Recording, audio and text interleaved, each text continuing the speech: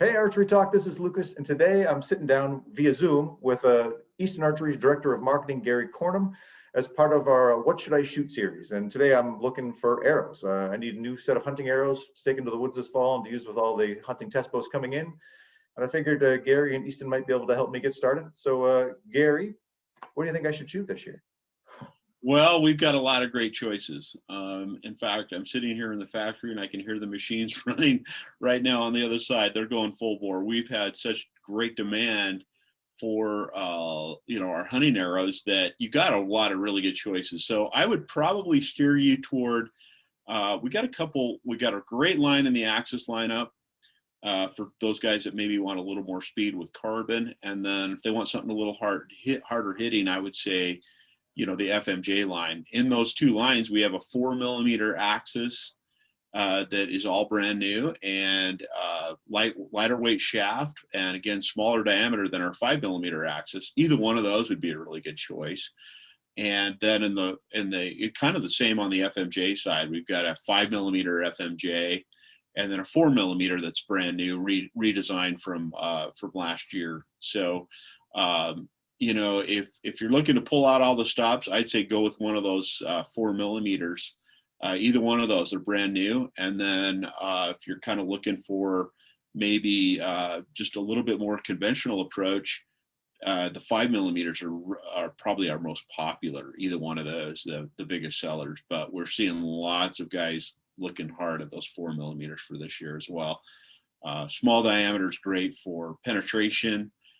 Very little drag, so you carry more speed downrange, and the crosswinds aren't as much of a problem as well. So that's really, that's either one of those I think would be a really good choice, either the FMJ or the Axis. So I guess when we're talking about the small diameter arrows, I've been hunting those primarily the last couple of years.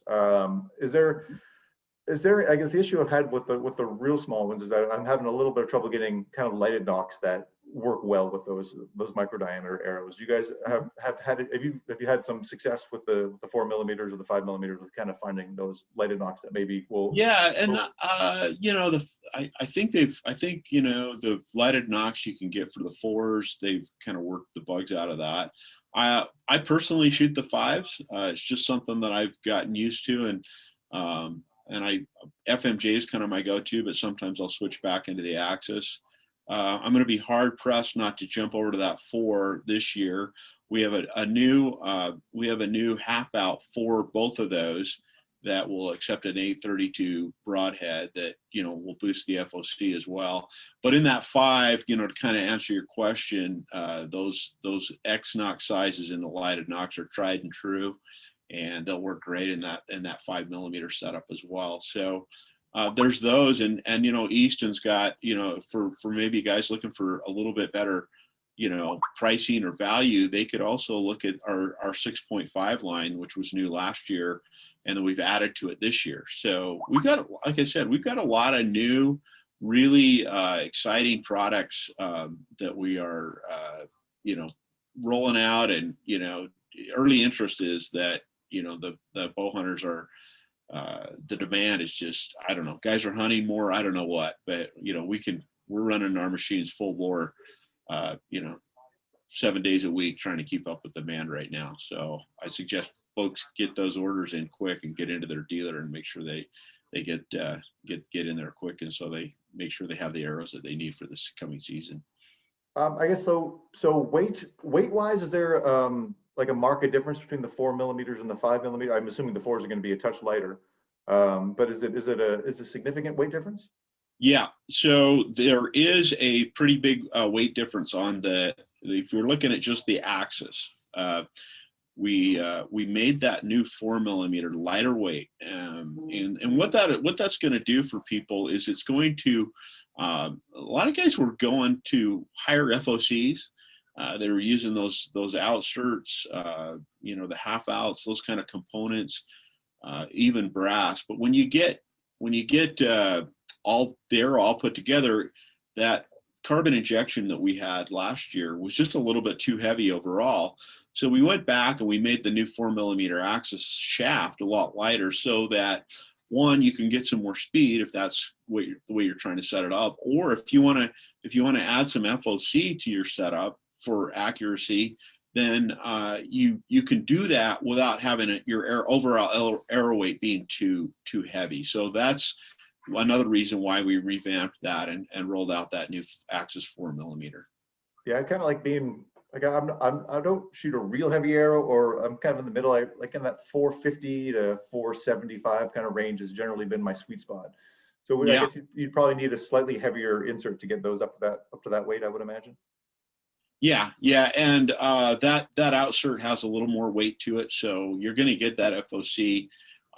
If you're, I mean, you can still use the hit inserts with those on the deep 6 thread if you're, trying to kind of pull out all the stops and get a little bit more speed. But really, the way those are going to be set up and the way they ship is with that 832 half out, and that you're going to get your heavier FOC with that. And that's just something that guys are doing for more accuracy.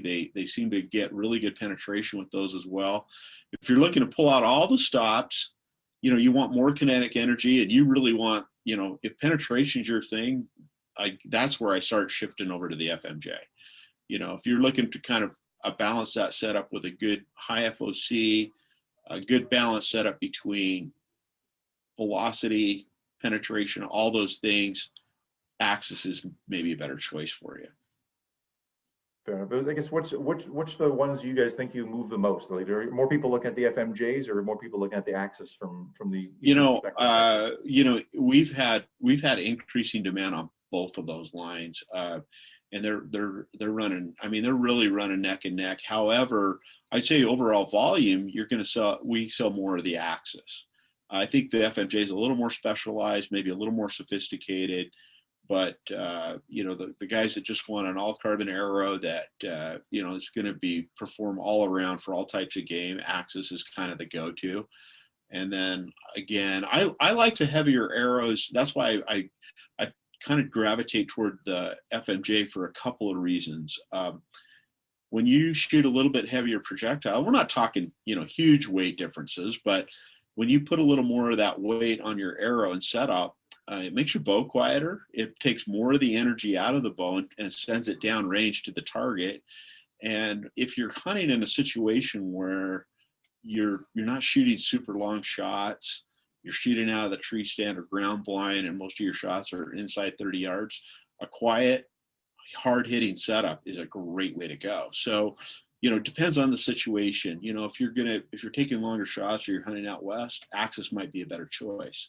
But I know plenty of elk hunters that'll pick up those FMJs, and they want that harder hitting. So it's kind of depending. You're kind of fine tuning it to your preferences and your likes. And then you got another factor of guys out there that want to pull out all the stops and get all the speed they can out of their bow. And for that, you could go to like the Easton Hex, or we have a Hyperspeed and some other. The new Matrix is another good one, but that. It just kind of depends on the individual archer and what their particular needs are. Yeah, I think for the most part, I'm largely a tree stand hunter. I live in Ontario, Canada. It's tight woods, so not a lot of long shots. So yeah, most everything is going to be inside 30 yards for the most part. Where at least where I'm hunting for now. If the borders ever open up and I can get back down to the States and maybe go hunt some pigs or something like that, that might change a little bit. But I think for the most part, yeah, whitetail, tree stand, shorter shots. Yeah, exactly. But I really either the Axis or the FMJ, and again, if you're looking for a great value, then the 6.5 is an awful good arrow as well. But for on the performance side, if you're looking to kind of pull out all the stops, Axis and FMJ are really hard to beat. And Axis was kind of the original small diameter arrow, and like you were asking, we just see that demand inching up every year for both of those products. So two great ones to look at. We've updated our website, so if folks want to get on there and look at eastonarchery.com, they can see all these new products. We have a new one out for the trad shooter too, called the Legacy Feather Flesh, and it's a beautiful arrow as well if you're a trad shooter. So there's a lot of really nice products for the bow hunters to look at this year that we put our heart and soul into. And again, making them right here behind the wall behind me here. So, you know, we're putting them out, and, you know, excited to see how people do with them this year. So are both the Access and the FMJ, would assume, are they available both fletched or bare shaft from the factory? Yeah, we sell them both ways. Okay. So guys that like to fletch their own, they can buy just the shafts, and you know, and we also fletch them as well here. So you know, if they want them all kind of set up and ready to go, we've got that too. What's your vein of choice for the ones you're sending pre-fletched? Yeah, we actually have a we work with bonding really on our own bully vein, and we fletch with the fletch with the blazers, and then we have our new bully veins out as well. So it's a stiffer material. They're very quiet, very durable. But you know, we've been co-branding with them, and they're a great partner. So so bonding's one of our suppliers that we work with to do our veins, and they're, you know, they're really good veins. If the archers haven't seen the bully vein yet, I really like it. It's a stiffer material. They're very quiet, very durable. It's a really good choice, and we're doing a lot of our in-house fletching with those as well. Perfect. I guess what I need to do then maybe is come up with use the calculator you guys have to figure out the spine I need, and then figure out how to get the weight into that kind of like that 450 to 475 range I'm looking for. So maybe I'll and all those specs are on our website. You know, if that's kind of your target weight, it's pretty easy to do. You know, you'll see the weight of the shaft, the weight of the components, insert, knock, fletching, and so forth, and then obviously you take your arrow length, times your grains per inch, put all that together, and if you're shooting 100 grains, add 100 grains to it. You should get right there in the ballpark of what you're looking for. So we have all those specs out there for folks that need to, you know, try to hit that target weight. You can get in there and find out what you need. Perfect, Gary. Thank you so much for your time today. Yeah, I really appreciate it. So happy to do it anytime. All right. Thanks so much.